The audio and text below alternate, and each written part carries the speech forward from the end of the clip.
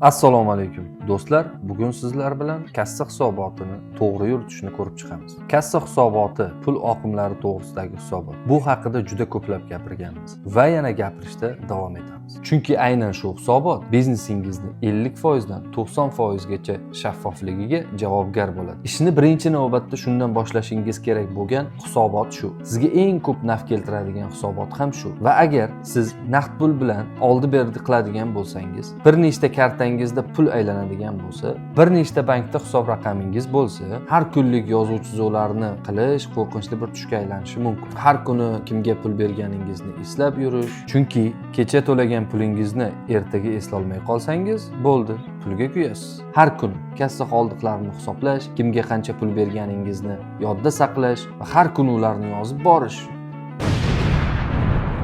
Agar hamma pullaringiz bankda aylansa, bu yerda muammo yo'q. Har kunlik bank hisobotini olasiz va shu bank hisobotida kimga qancha to'langan, kimdan qancha pul tushgan, hammasi bo'ladi. Va bu hisobotni Adinesmi, QuickBooksmi, Adiskmi, shunga o'xshagan biror bir ilovaga joylab borasiz va oyning oxirida hisobotingiz tayyor. Lekin naqd pul bilan oldi-berdi qiladigan bo'lsangiz, unda muammo tug'iladi. Taksiga chiqsangiz naqd pul, kofe uchun naqd pul, mijoz bilan restoranda ko'rishganingizda naqd pul, barchasini har kuni yozib borish bu turgan bitgani tashvish. Men sizga to'g'ri va muntazam kassa hisobini yuritishni 3 xil usulini aytib beraman. Lekin keling, bundan avval siz qanday tipdagi odam ekanligingizni aniqlashtirib olsak. Siz har kuni ishga kastim shunda keladigan, disiplinali, hamma narsani o'z vaqtida bajaradigan odammisiz? Unda har kuni o'zingiz uchun ochib olgan Excel faylingizni 30 daqiqasini sarflab to'ldirib qo'yaverasiz. Bunda sizga hech qanday muammo bo'lmaydi. Chunki siz disiplinaga amal qilasiz. Lekin afsuski,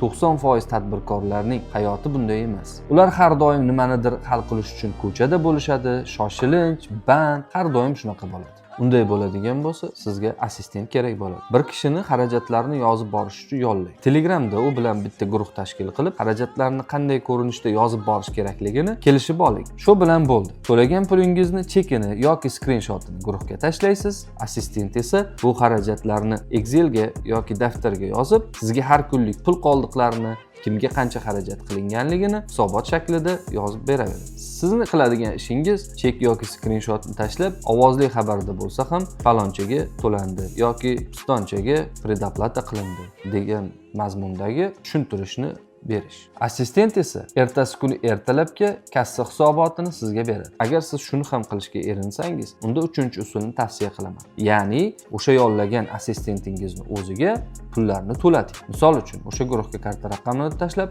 matraschiga qarzimizni to'lab ber yoki falonchiga predoplata qilib qo'y degan mazmundagi xabarni tashlaysiz, assistent esa pulni to'lab ketaveradi va kassa hisobotini ham assistentni o'zi yuritib ketaveradi. O'rtoqlar, shu ishni ham qila olmaydigan odam bo'lmasa kerak oramizda. Xulosa o'rnida aytadigan bo'lsam, biror bir biznes yurityapsizmi? Unda kassa hisobotini muntazam olib boring. Erinchoqlik bilan ertaga yozib qo'yarman deyish yoki ertaga hisobotni to'ldirib qo'yaman deyish bu eng katta xatodir.